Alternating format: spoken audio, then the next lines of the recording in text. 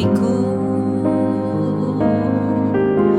Semua ku berikan padamu, kuduskan hingga tuh selalu, agar aku menyenangkanmu, menyenangkanmu, senangkanmu. Hanya itu kerinduanku, menyenangkanmu, senangkan hatimu. Hanya itu kerinduanku. Tuhan, ku serahkan hatiku, semua ku berikan padamu, kuduskan hingga tuh selalu, agar aku menyenangkanmu, menyenangkanmu, senangkanmu. Hanya itu kerinduanku, menyenangkanmu, senangkan hatimu. Hanya itu kerinduanku, menyenangkanmu, senangkanmu. Hanya itu kerinduanku, menyenangkanmu, senangkan hatimu. Hanya itu kerinduanku, hanya itu kerinduanku.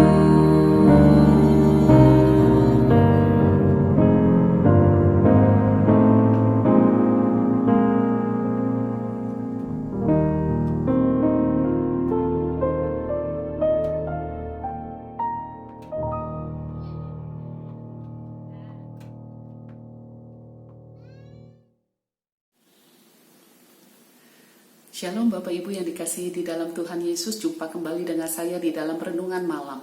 Pada malam hari ini saya mengambil suatu perikop Maria dan Marta. Diambil dari Lukas pasalnya yang ke-10 ayatnya 38 sampai 42. Karena ini natsnya pendek, saya akan membacakannya secara keseluruhan. Lukas pasalnya yang ke-10 ayat 38 sampai 42. Ketika Yesus dan murid-muridnya dalam perjalanan, tibalah ia di sebuah kampung. Seorang perempuan yang bernama Marta menerima dia di rumahnya. Perempuan itu mempunyai seorang saudara yang bernama Maria. Maria ini duduk dekat kaki Tuhan dan terus mendengarkan perkataannya. Sedang Maria sibuk sekali melayani. Ia mendekati Yesus dan berkata, "Tuhan, tidakkah engkau peduli bahwa saudaraku membiarkan aku melayani seorang diri? Suruhlah dia membantu aku." Tetapi Tuhan menjawabnya, "Marta, Marta, engkau khawatir dan menyusahkan diri dengan banyak perkara. Tetapi hanya satu saja yang perlu. Maria telah memilih bagian yang terbaik, yang tidak akan diambil daripadanya." Bapak Ibu yang dikasihi di dalam Tuhan, kalau kita membaca perikop ini secara sepintas, seolah-olah perikop ini ingin berbicara tentang melayani versus mendengarkan firman. Di dalam gereja ada dua kegiatan utama yang kita lakukan. Yang pertama adalah mendengarkan firman, beribadah. Yang kedua adalah kita melayani Tuhan. Mana yang lebih penting? Oh, kalau saya membaca dari perikop ini seolah-olah mendengarkan firman adalah yang terpenting, melayani itu adalah hal yang kedua. Karena ketika saya datang ke gereja, tujuan utama saya adalah beribadah, mendengarkan firman, duduk tenang, bukan untuk saya melayani. Jadi kalau saya datang ke gereja, saya tidak melayani, itu tidak terlalu menjadi soal. Bapak Ibu, sepertinya terlalu naif ya kalau kita menafsirkan nats ini tentang bahwa melayani tidak sepenting dari mendengarkan firman. Karena sebenarnya perikop ini tidak berbicara tentang kita harus mengutamakan mendengarkan kebenaran firman dan menomorduakan pelayanan. Bukan penafsiran yang seperti itu yang mau diungkap oleh Lukas ketika mengangkat kisah Marta dan Maria. Bapak Ibu yang dikasihi di dalam Tuhan, kita mengetahui bahwa di dalam perjalanan pelayanan Tuhan Yesus, fokus utama dari Tuhan Yesus adalah memberitakan tentang kerajaan Allah. Sehingga di dalam pelayanannya, perjalanan pelayanannya, mereka melayani bukan dengan kelimpahan, dengan cukup makan, dengan cukup pakaian, dengan segala sesuatu yang mereka butuhkan pasti ada, tidak. Bahkan Tuhan Yesus sendiri mengatakan bahwa untuk meletakkan kepalanya saja tidak ada tempat buat dia. Karena mereka memang tidak punya banyak uang untuk bisa sewa hotel yang mewah ataupun makan makanan di restoran dan sebagainya. Tetapi bersyukur di dalam perjalanan pelayanan mereka ada sahabat-sahabat, teman-teman yang mau menjamu mereka makan, memberikan tumpangan bagi mereka dan sebagainya. Di dalam nats ini dikatakan bahwa Tuhan Yesus ingin pergi ke Yerusalem, melewati perkampungan-perkampungan, dan salah satunya ada satu perkampungan kecil yang disebut dengan Betania. Dan Tuhan Yesus memang melewati Betania. Dan di Betania ada seorang sahabat Tuhan Yesus, yaitu Lazarus. Lazarus memiliki saudari-saudari, yaitu Maria dan Marta. Nah, sampailah Tuhan Yesus di Betania. Dan kemudian datang ke rumah Marta, Maria. Lalu dikatakan di dalam ayat 38 yang terakhir, bahwa Marta menerima dia di rumahnya. Apa maksudnya dari kalimat ini? Bapak Ibu yang dikasihi di dalam Tuhan, ketika ada satu orang datang ke rumah kita pas di jam makan siang, menjamu satu orang makan di rumah kita, saya pikir itu tidak perlu persiapan yang banyak. Apa yang ada di meja makan kita ya kita jamu dan kita makan bersama-sama, itu tidak menjadi masalah. Tetapi yang menjadi masalah adalah tanpa pemberitahuan kalau ada 13 orang datang ke rumah kita pas jam makan siang. Karena di dalam ayat 38a dikatakan dengan jelas, Yesus dan murid-muridnya. Berarti minimal ada 13 orang yang datang ke rumah Marta, lalu kemudian itu pas jam makan. Tetapi ayat 38b itu jelas ditulis bahwa Marta menerima dia di rumahnya. Bapak Ibu yang dikasihi di dalam Tuhan, bukankah ini adalah suatu perbuatan yang terpuji? Menyambut 13 orang datang ke rumah tanpa pemberitahuan pas di jam makan siang, menyediakan menjamu 13 orang, pasti bukan dari makanan yang ada di meja makan, makanan keseharian, karena mungkin tidak mencukupi. Otomatis dikatakan Marta sibuk di dapur. Sibuk di dapur, karena apa? Menyiapkan, membuat secara mendadak menu-menu makanan untuk 13 orang. Yang pastinya mungkin bukan menu-menu yang dengan sembarangan dia sajikan. Tetapi dia akan buat menu-menu yang semoga ini membuat lidah para tamunya merasakan kenikmatan, enaknya makanan yang dia buat. Ini bukankah suatu perbuatan yang terpuji yang dilakukan oleh Marta? Marta menerima mereka di rumahnya, dan Marta dengan sigap dia menyediakan, mulai memasak makanan-makanan yang dibutuhkan oleh mereka. Tetapi ketika di tengah-tengah kesibukannya bekerja, Marta mulai berpikir, mulai melihat, ini saudarinya enak sekali di ruang tamu duduk bersama-sama di sana hanya dengarkan apa yang dikatakan oleh mereka. Lalu kemudian Marta mulai merasa gak nyaman, mulai merasa kok saya kerja sendiri. Dan akhirnya Marta mendekati Tuhan Yesus. Menurut tafsiran, Maria lebih tua dari Marta. Itu sebabnya Marta gak berani menegur langsung. Jadi melalui Tuhan Yesus. Dan dikatakan, guru tolong kasih tahu saudara saya ini. Tolong supaya dia itu bantu saya. Karena saya terlalu sibuk di dapur. Tetapi ini yang menjadi fokus yang mau diutarakan oleh Lukas mengenai nats ini. Yaitu ada di dalam ayatnya yang ke-41.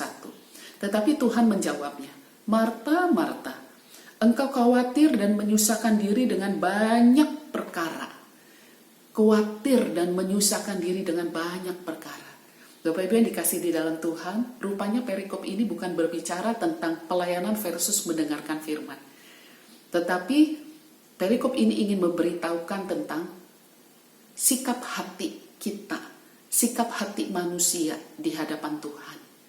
Ketika kita melakukan pekerjaan-pekerjaan ataupun kegiatan-kegiatan yang tanda kutip berkaitan dengan agama, entah itu mendengarkan firman, entah itu melayani Tuhan, tetapi ketika kita mengerjakannya dengan sikap hati yang banyak perkara yang kita pikirkan, hati kita tidak berfokus kepada siapa yang kita layani, hati kita tidak berfokus kepada siapa yang kita sedang taati, hati kita tidak berfokus kepada siapa yang kita percayai. Ada begitu banyak perkara-perkara yang kita pikirkan sehingga menimbulkan kekhawatiran-kekhawatiran di dalam diri kita. Itu adalah sesuatu yang tidak diperkenan oleh Tuhan. Tetapi ayat 42 dikatakan, tetapi hanya satu saja yang perlu. Satu saja yang perlu sikap hati kita di hadapan Tuhan. Maria telah memilih bagian yang terbaik yang tidak akan diambil daripadanya. Apa yang dipilih oleh Maria? Yang dipilih oleh Maria adalah ayat 39. Perempuan itu mempunyai seorang saudara yang bernama Maria. Maria ini duduk dekat kaki Tuhan dan terus mendengarkan perkataannya. Duduk dekat kaki Tuhan. Bapak Ibu, ini adalah sebuah istilah. Kadang ini bukan literal untuk menunjukkan seseorang betul-betul duduk dekat kaki Tuhan. Tetapi ini merupakan sebuah istilah. Dari perjanjian lama, istilah ini sudah ada. Dan sampai perjanjian baru, istilah ini juga dipakai. Istilah ini biasanya dikenakan oleh seorang murid yang mendengarkan ajaran gurunya dengan serius. Nah, istilah ini dipakai duduk dekat kaki. Jadi kalau seseorang berkata, di mana si B? Oh, itu si B lagi duduk dekat kaki gurunya. Artinya apa? Oh, si B ini sedang mendengarkan ajaran gurunya dengan baik, dengan serius, dengan sungguh-sungguh. Duduk dekat kaki Tuhan. Ini adalah sebuah sikap hati. Duduk dekat kaki Tuhan Yesus. Sikap hati kita. Entah kita sedang melayani, entah kita sedang beribadah. Meskipun engkau sedang beribadah di dalam gedung gereja, tetapi ketika hatimu tidak duduk dekat kaki Tuhan, engkau tidak dengan sungguh-sungguh mendengarkan firman Tuhan, di dalam pikiranmu, di dalam hatimu ada begitu banyak perkara sehingga menimbulkan banyak kekhawatiran, percuma. Itu tidak menyenangkan hati Tuhan. Tetapi sekalipun engkau sedang melayani, engkau sibuk di dalam gereja, karena ada satu acara engkau sibuk, tetapi tetap hatimu duduk dekat kaki Tuhan. Artinya apa? Ketika engkau melayani, engkau tetap terus berfokus. Tidak ada banyak hal, tetapi hanya satu hal yang engkau pikirkan. Bagaimana Tuhan lewat yang saya kerjakan menyenangkan hatimu. Belajar mentaati Tuhan, belajar mendengarkan firman Tuhan. Ini adalah sebuah sikap hati. Dan dikatakan bahwa hanya satu saja yang perlu. Dan itu sudah dipilih oleh Maria, yaitu duduk dekat kaki Tuhan. Bapak Ibu yang dikasihi di dalam Tuhan, bagaimana dengan kehidupan kita? Baik itu di rumah, dimanapun kita berada. Ini bukan bicara soal pelayanan ataupun mendengarkan firman. Tetapi ini bicara soal sikap hati. Apakah sikap hati kita seperti Marta yang sibuk memikirkan banyak hal tentang kehidupan ini, tentang mungkin pekerjaan, mungkin tentang keluarga, tetapi hati kita mulai tidak berfokus kepada Tuhan, mulai tidak lagi mendengarkan firman dan mentaati firman-Nya. Meskipun kita masih saat teduh, meskipun kita masih berdoa, tetapi kita mulai tidak duduk dekat kaki Tuhan. Mari kita mengambil pilihan seperti Maria, duduk dekat kaki Tuhan. Apapun yang terjadi di dalam kehidupan kita, kita mengambil suatu sikap, duduk dekat kaki Tuhan. Sikap seperti seorang murid yang sedang mendengarkan dan belajar mentaati perkataan gurunya dengan sungguh. Amin. Kita masuk di dalam doa. Segala puji, hormat, juga syukur kami naikkan kepada Engkau Allah yang mengasihi kami. Tuhan, ampuni kami jika mungkin belakangan ini karena pergumulan-pergumulan hidup yang semakin berat, mungkin itu pergumulan hidup kehidupan rumah tangga kami, pergumulan hidup masalah pekerjaan, ekonomi, keuangan, pergumulan-pergumulan yang mengkhawatirkan, yang menjadi beban di dalam hati dan pikiran kami, sehingga kami tidak lagi duduk dekat kaki Tuhan. Ampuni kami Tuhan. Tetapi pada malam hari ini Engkau mengingatkan kami untuk kami tidak memilih sikap hati seperti Marta yang sibuk dengan berbagai perkara sehingga menimbulkan banyak kekhawatiran. Tetapi ajar kami untuk kami dapat memilih sikap hati seperti Maria yang rela seperti seorang murid yang mendengarkan gurunya dengan serius dan belajar mentaati perkataannya. Duduk dekat kaki Tuhan. Bapa, kami bersyukur untuk setiap pergumulan. Kami bersyukur untuk jalan hidup kami yang sedang kami lewati. Kami bersyukur untuk setiap hal yang sedang Tuhan bukakan dalam perjalanan hidup kami. Tetapi satu hal yang kami pohonkan di hadapan-Mu Tuhan, terus pelihara hati ini sampai pada akhirnya. Untuk kami belajar duduk dekat kaki Tuhan, sampai kami menutup mata bertemu muka dengan Engkau. Engkau mendapati kami tetap duduk dekat kaki-Mu. Terima kasih Tuhan. Di dalam nama Tuhan Yesus kami berdoa dan mengucap syukur. Amin. Selamat malam Bapak Ibu yang dikasihi di dalam Tuhan. Mari kita bersama belajar duduk dekat kaki Tuhan. Amin. Ku mau menyenangkan-Mu,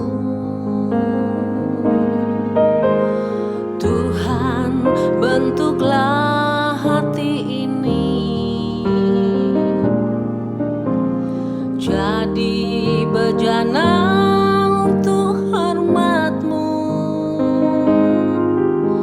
cemerlang bagai emas murni. Tuhan, ku serahkan